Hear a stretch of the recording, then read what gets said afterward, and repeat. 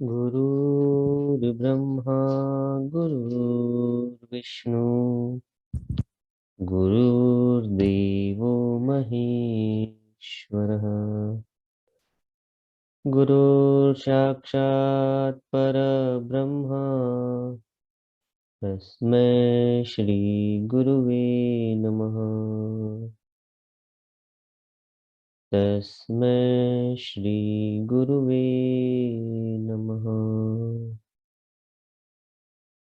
ओम शांति शांति शांति।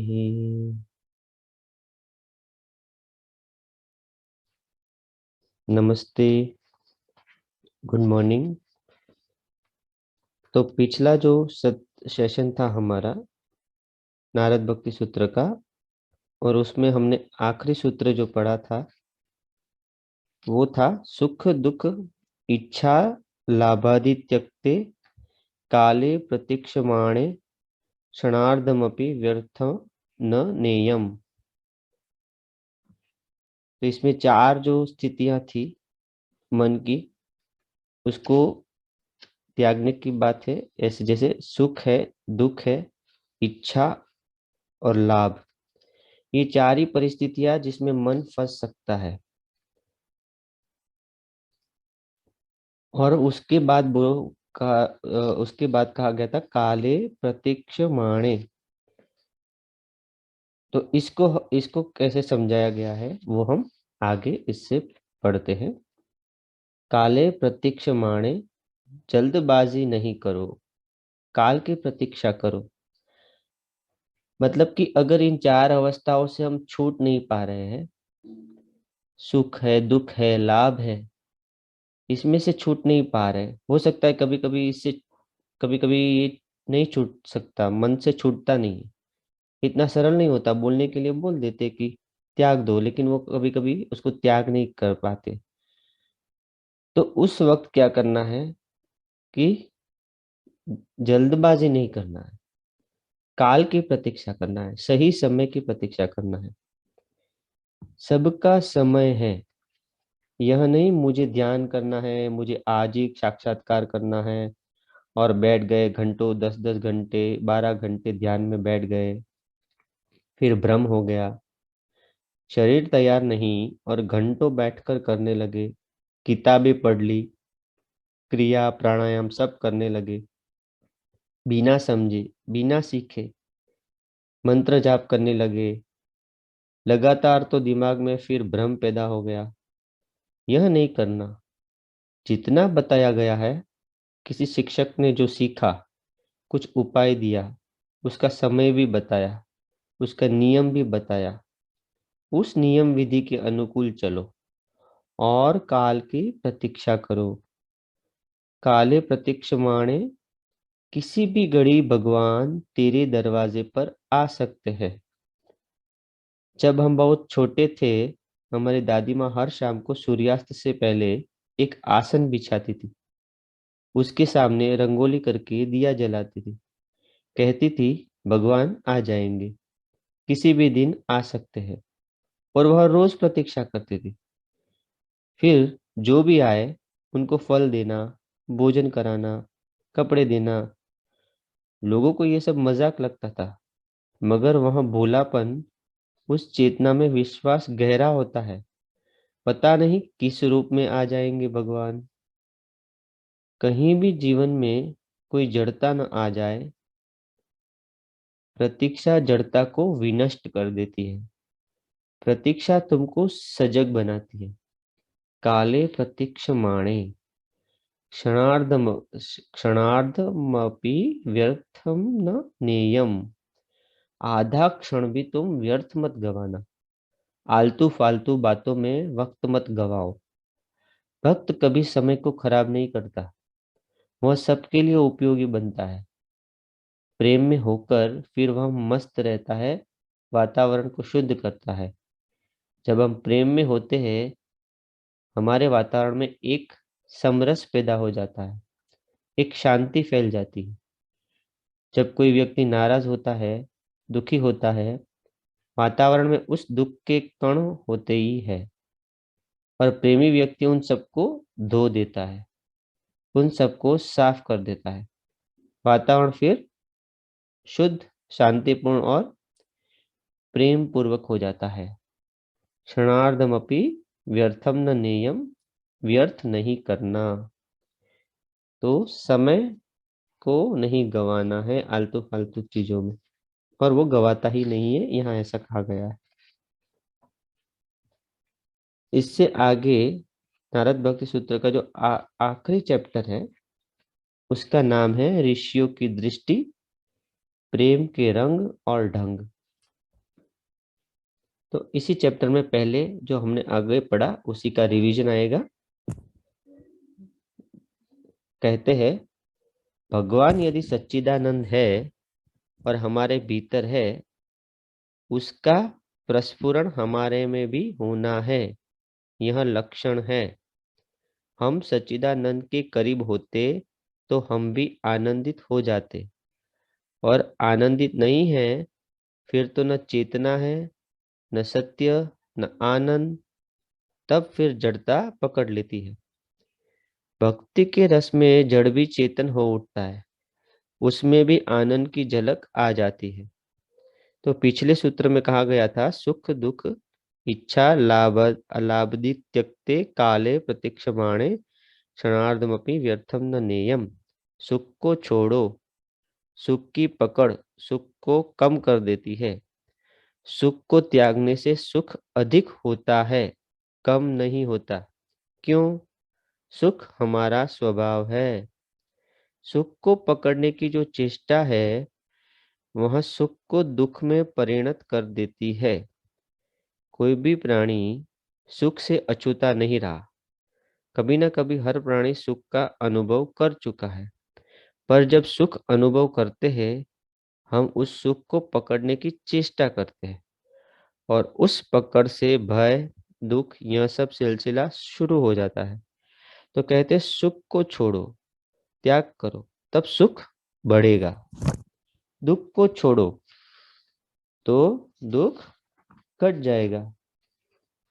सुख का भी त्याग करना है, दुख का भी त्याग करना, इच्छा का त्याग करना, तब इच्छा पूरी होती है। इच्छा अपने आप उठती है ना, उसको त्याग देना, समर्पण कर देना। समर्पण करते ही इच्छा पूरी होने लगती है, यदि वह श्रेयस्कर हो, हमारे लिए हितकारी हो। लाभ की चिंता छोड़ने से परम लाभ मिल जाता है। काले प्रतीक्षमाणे, प्रतीक्षा में हर क्षण बने रहो, व्यर्थ नहीं गवाओ।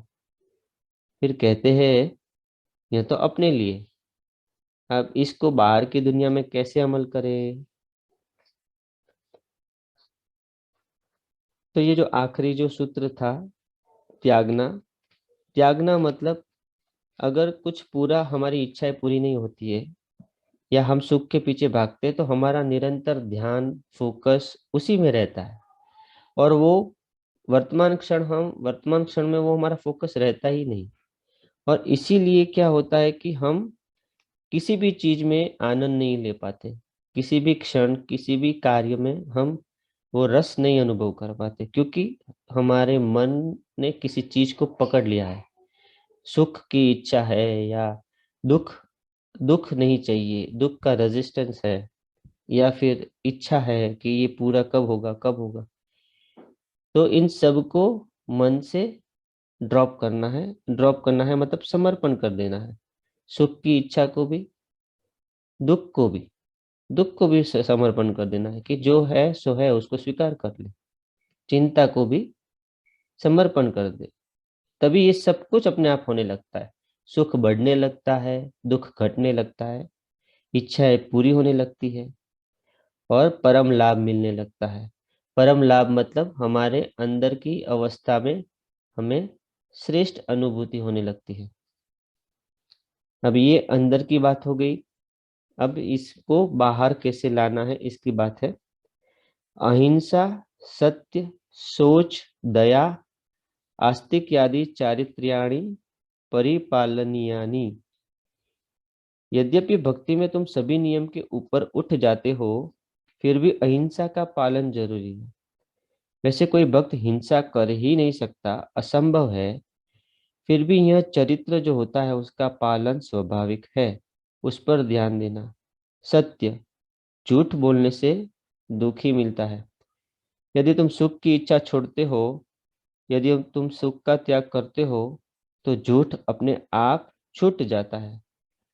झूठ व्यक्ति इसलिए बोलता है क्योंकि सुख की अभिलाषा है, कहीं सुख ज्यादा मिलेगा मुझे, इस तरह का भ्रम है। किसी प्राणी के हित के लिए झूठ बोले वह ठीक है, मगर अपने सुख की इच्छा के लिए झूठ बोले वह झूठ धर्म नहीं। तो अहिंसा, सत्य और सोच। सोच मतलब स्वच्छता। स्वच्छता चाहिए।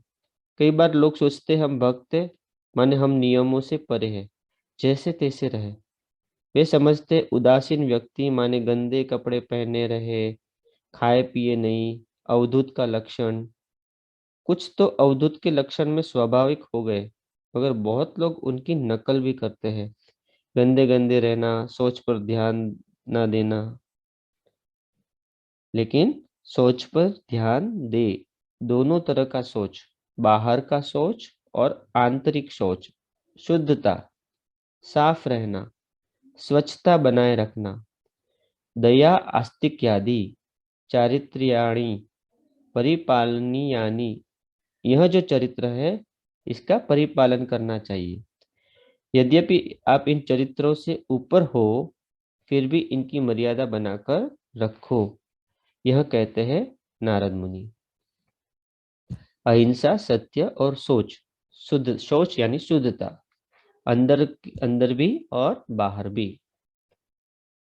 आगे कहते हैं सर्वदा सर्वभावेन निश्चिन्ते ही भगवानेव भजनीयः।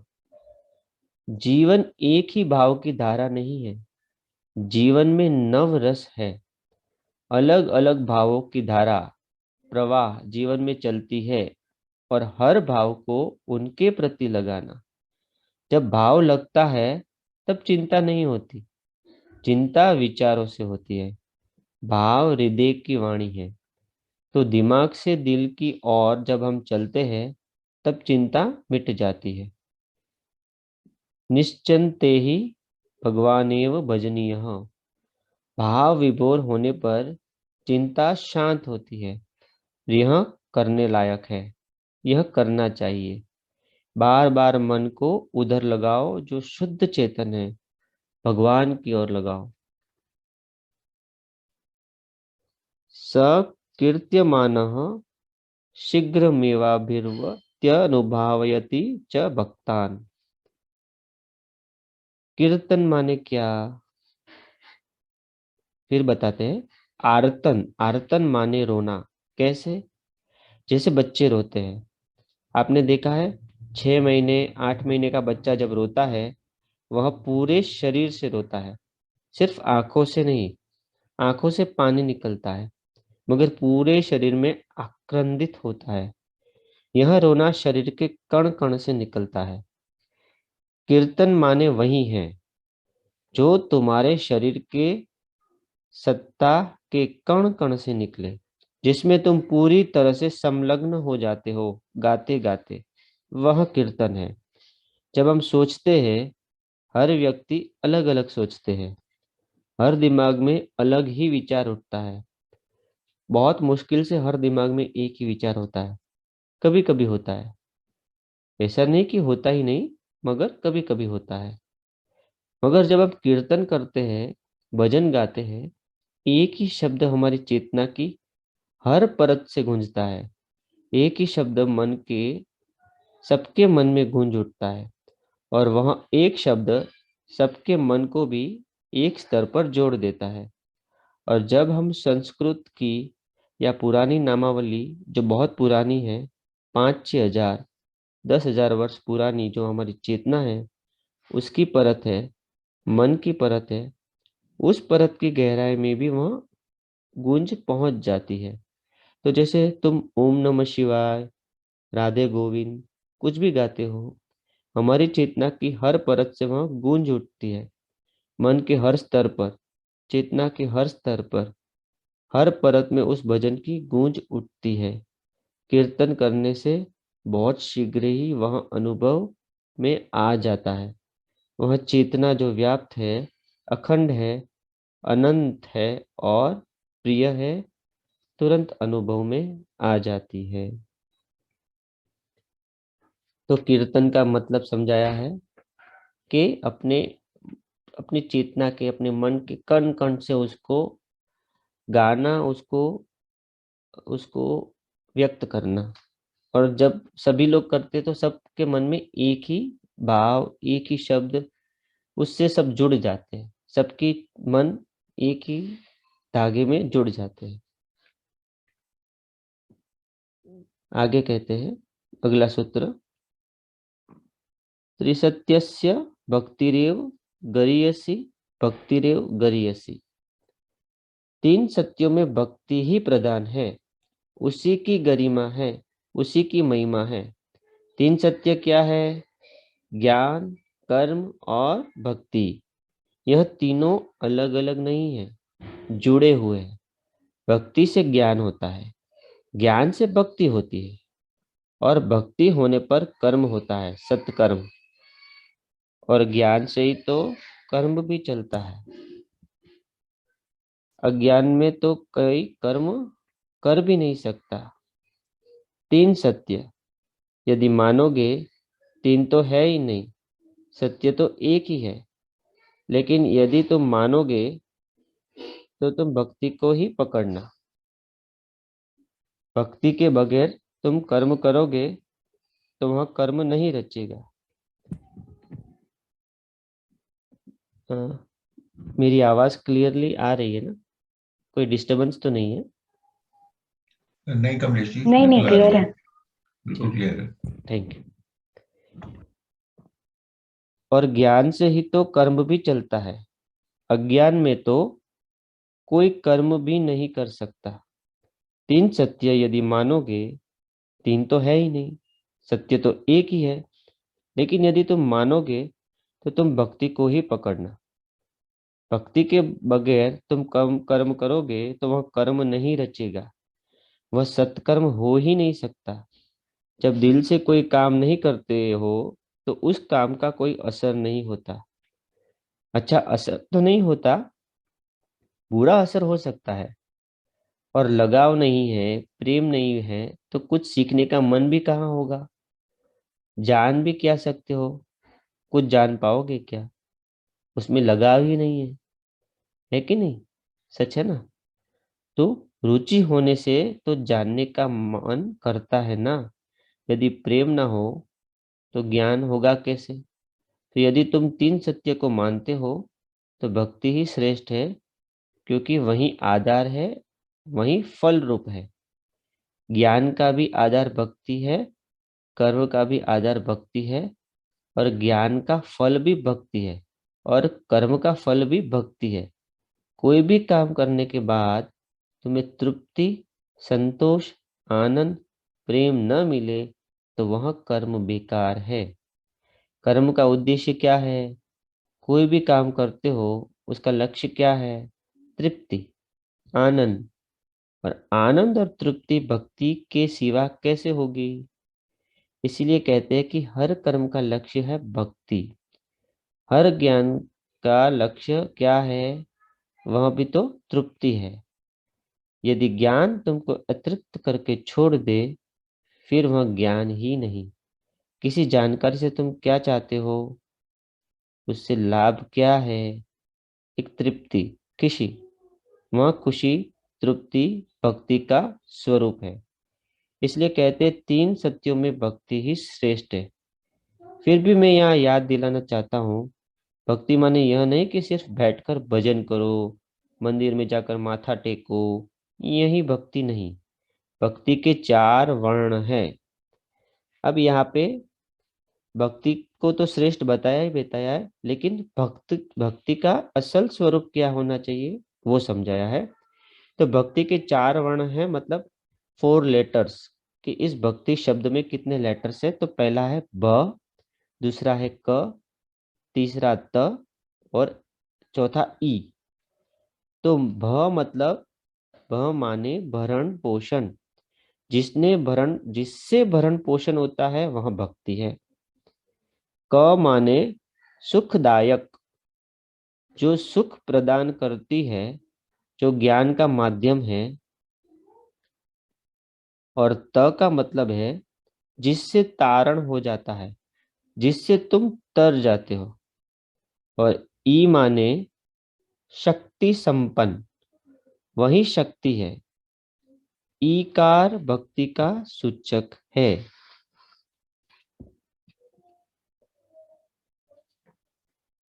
भक्ति वही है जिससे तुम्हारा भरण पोषण होता है, जिससे तुम्हें ज्ञान की प्राप्ति होती है और सुख का अनुभव होता है, जिससे तुम तर जाते हो मुसीबतों से।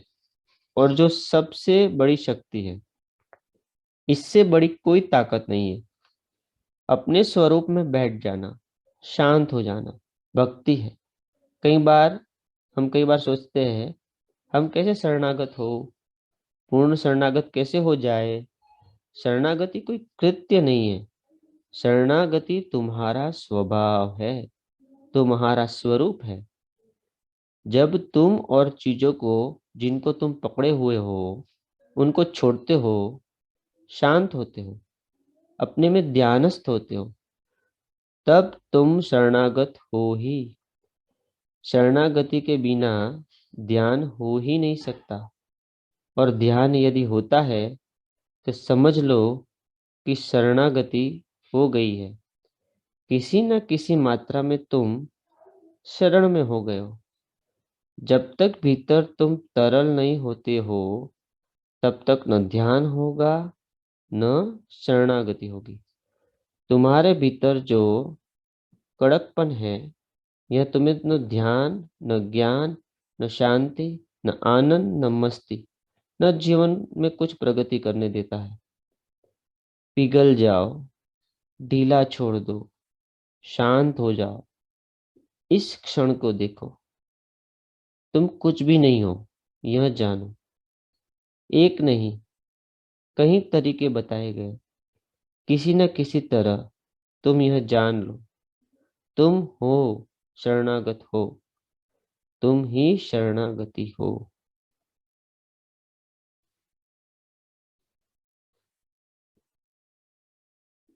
तुम्हारे भीतर जो कड़कपन है, यह तुम्हें न ध्यान, न ज्ञान, न शांति, न आनंद, न मस्ती, न जीवन में कुछ प्रगति करने देता है।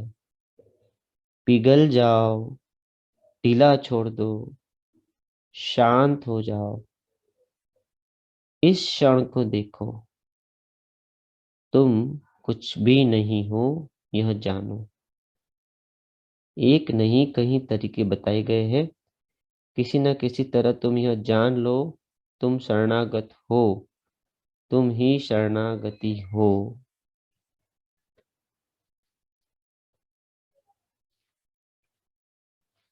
इससे अगला सूत्र है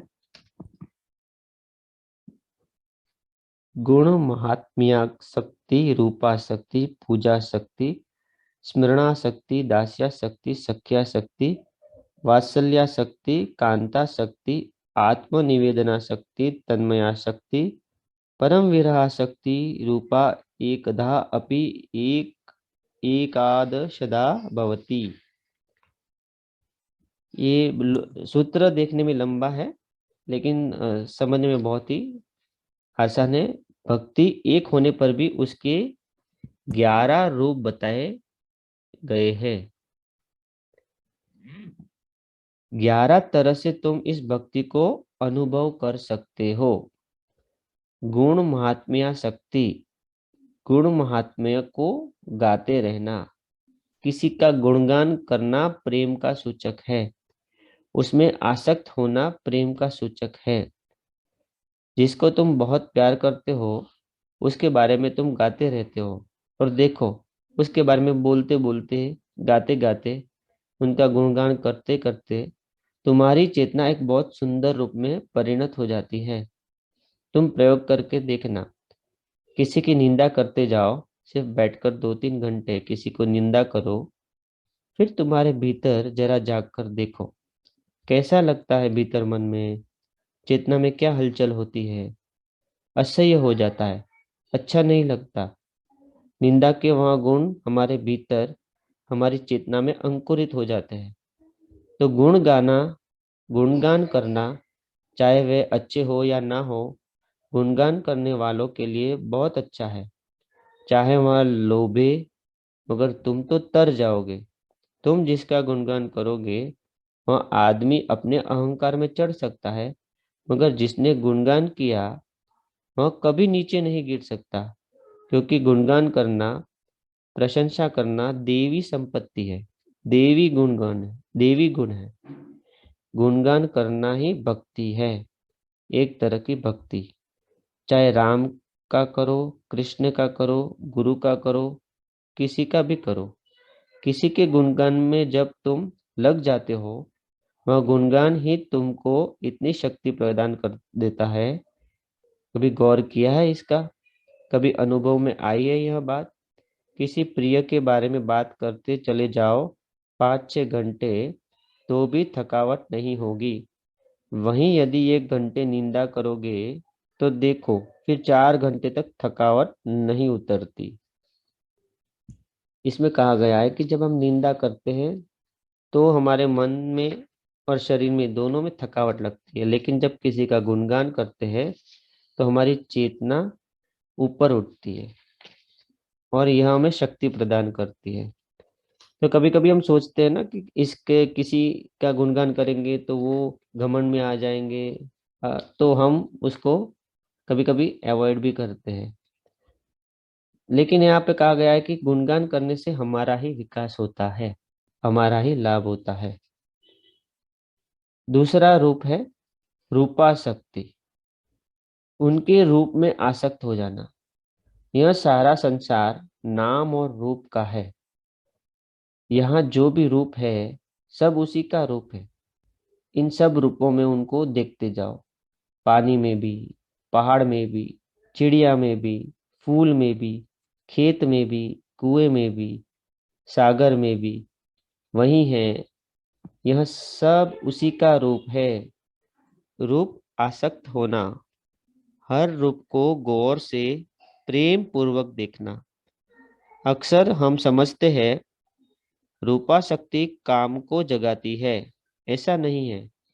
रूप को सम्मान नहीं दिया गया तब काम जगता है, एक अलग दृष्टि है। तुम हर रूप को सम्मान दोगे तो जिसको तुम सम्मान दोगे उसको तुम हड़पना नहीं चाहोगे। काम वासना माने हड़पना, सम्मान माने पूजा करना, समर्पित होना।